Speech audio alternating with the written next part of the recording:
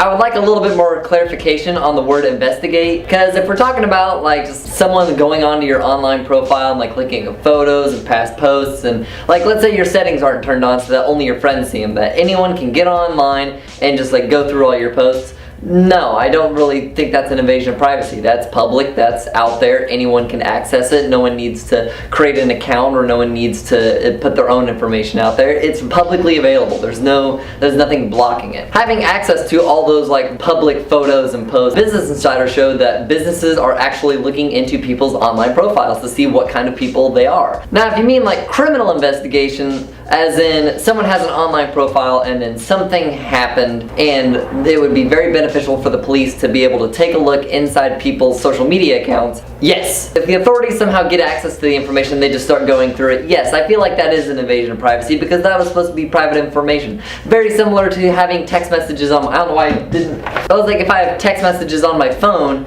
I don't feel like that should be, that I should just be forced to give that over. It's like, though, that's my private conversation with somebody else. There's no reason for you to look at it. If there's enough concern that the authorities feel like they should take a look inside the actual inside of someone's personal media account, they need a warrant from a judge saying, yes, you can investigate this. I feel like things that are very warrant worthy are felonies, murder, sexual assault. Those are things that need to be investigated by the police, but those are things warrant worthy. Things not really warrant worthy, speeding.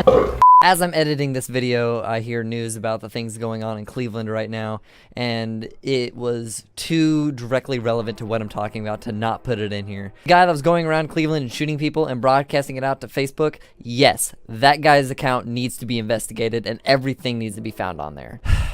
Why does the world suck? It's Easter. Can't we just have one day?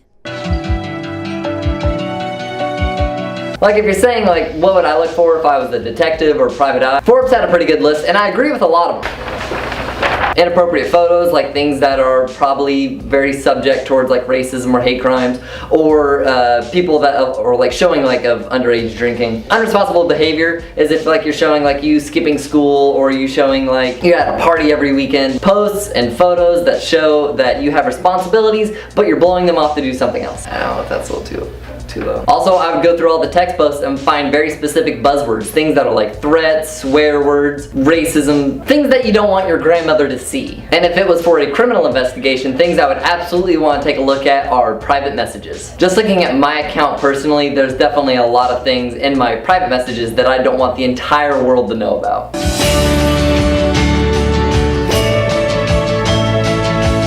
Is anything you put online to be considered private? Let me just answer this. That says no if you can't read it. Absolutely not. Anything you put online can be accessed by anybody at any given time. Here, let me explain. Say you, a user, put all this information online, because we all use like online banking. We order things to our house online. We ask Google to save our passwords. For this example, let's just focus on social media. Like, you put all of this information in, whether it be classified as private or public, doesn't matter. You put it in on your computer as the user. All that information, where you live, your phone number, email, the password that you created to get into your account, your posts, your DMs, everything. Like, there's no physical copy of that. All that information is stored on servers.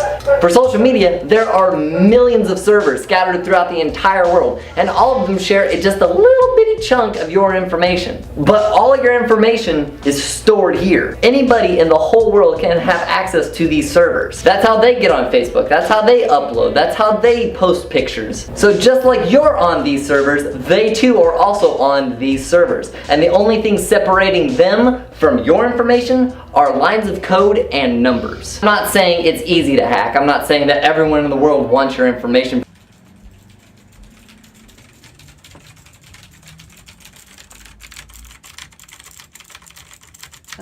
Levi?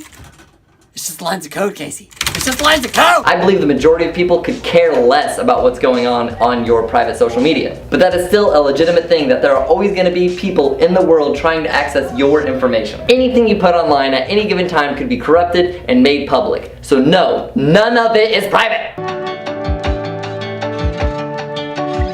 I'm very conservative about what I post on things like Facebook and Twitter, because those are there forever, and I really don't want to just put something out there and have it just be stamped across my account. Just Things like Snapchat and Instagram stories, those are things that I put out all the time just because they disappear after a while. But like photos and posts, I'd be very careful about what I put on there. Not like I'm a surgeon with a scalpel or anything, but it's like, do I really want to post something online about this? If not, I just don't really care. Anything that's very personal, I try to make the settings so that only really my real friends that I know in real life can see it, and sometimes I have an exception, but that's generally the case. And I would say that the majority of people that I have friends on in Facebook, I actually know them personally, but we all know that's not true. There's just, how many people do I really even know that I have friends on Facebook? Here we are on my personal Facebook page. I have 279 friends. I actually don't know if I know any of these people. Okay, all friends here. Yes, yes, yes, yes, yes, yes, yes, yes, yep. Oh, this is one of Casey's friends. Okay, don't know her. Nope. I don't know him. Nope. I know this guy, but he's a jerk. Yep. So I'm just gonna stop it there because I'm starting to get into family members that I don't know, but I added on Facebook because like they're friends with like, you know, my parents. So there we go. Another thing I do that makes it kind of difficult to find important information is that I just bombard the internet with just random videos and stupid pictures that really don't have any relevancy to any of my private information. Like if you Google Levi Grant, you would find so many links to like YouTube videos and like to my Twitch, to my Instagram, to my Twitter, but I don't put any sensitive information on there. So like if you just have a mountain of garbage, it is hard to find the treasure.